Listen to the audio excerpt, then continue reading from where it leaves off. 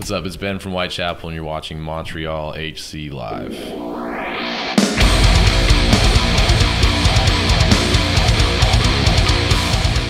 So it's a sold-out show tonight here at Club Soda. Are you guys stoked to play? Yeah. Yeah? I didn't know it was sold out, but that's cool. How have the other shows been on this tour? Been pretty good for the most part. A lot of it's been like kind of smaller venues. A lot of the stuff in Canada has been bigger than what we've been doing in the States, but you know, smaller venues, packed out houses most of the time. Cool. Pretty good.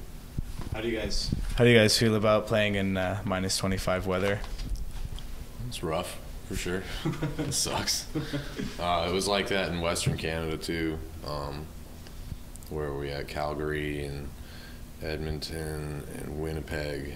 It was pretty bad out there too. Yeah, so it's pretty cool out there. I don't know. I guess it makes you like not really worry so much about like when it's 2 degrees outside in Minneapolis.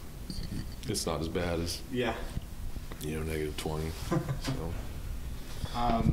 The Brothers of Brutality tour started in Knoxville, your hometown. How was the response from your local fans? It's always good. Like anywhere in the South, it's always pretty killer for us.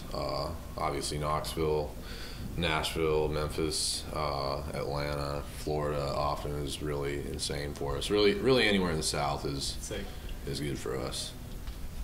There's only 4 shows left on this tour. Your next scheduled show is in August. What's in between, like a tour or studio writing? There's a couple things in the works, a couple ideas have been thrown around. Potential tour offer. Nothing for sure yet. But there's definitely a couple ideas that are getting kicked around out there. I don't know. Anything's possible. We'll just have to see what happens. Awesome. You're actually touring with Obey the Brave from Montreal. What do you think of these guys? Good guys, man. I like them. I met a couple of the guys in the band, the guitar player and the bass player, when they were in Blind Witness when I used to play Knights of the Abyss. So it was cool to see them again, and I've actually, I actually really like hanging out with those guys. They're a pretty good time. Just silly, goofy Canadian dudes. It's awesome. Pretty fun. What's the writing process like before the studio for Whitechapel? Like who writes the music, that kind of stuff? I mean, it's a pretty collective process, I'd say. I mean, everybody contributes riffs. It's really just kind of a matter of everybody coming together and putting their heads together and making sense out of the enormous mass of riffs that we usually have compiled. A lot of the stuff too, like, the dudes will just have, years of backstock riffs that they just will sort through and we'll write new stuff.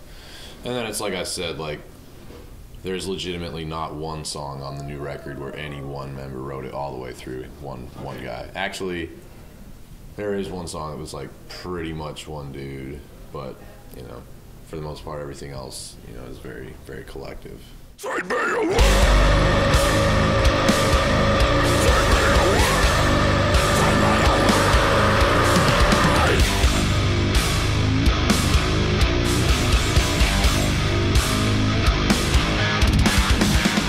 You went back with David Broadsky for the I Dementia music video.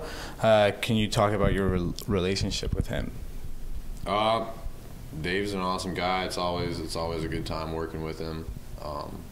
This is honestly my first time working with Dave. I know that they did a couple other videos with him, but I've met him a handful of times, and every time I've been around him, it's really a really good vibe. Fun guy to work with, good guy. Last fall, you canceled some European dates due to an illness in the family. Can you talk about that?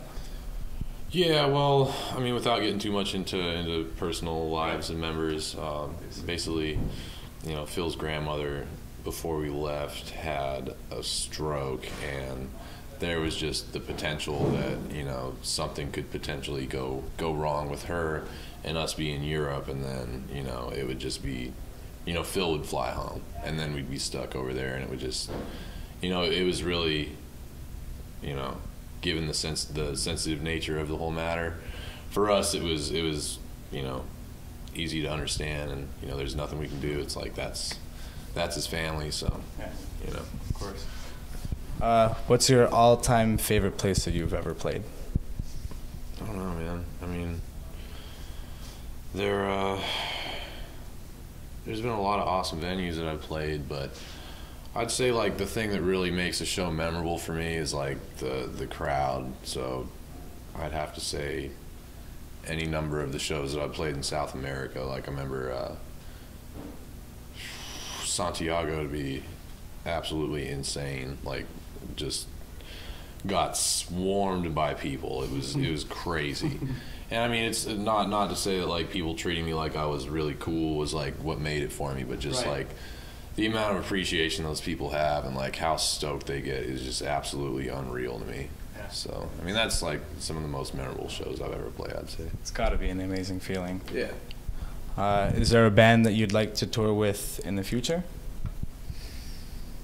Yeah, I mean, you can always shoot for like, you know, those big dog metal names like, I don't know, like Slayer or Lamb of God or something like that, you know, something that's, you know, one of those big metal bands. Because I mean, really, there's no way that we can branch out and start like singing and doing clean vocals, you know. I mean, not to say there's no way, but I mean, it's just I really don't see it as being in the cards for a band that's, you know, has Cookie Monster singing for them. It's just always have like, you know, heavy riffs and that whole kind of thing, you know. It would just kind of be night and day.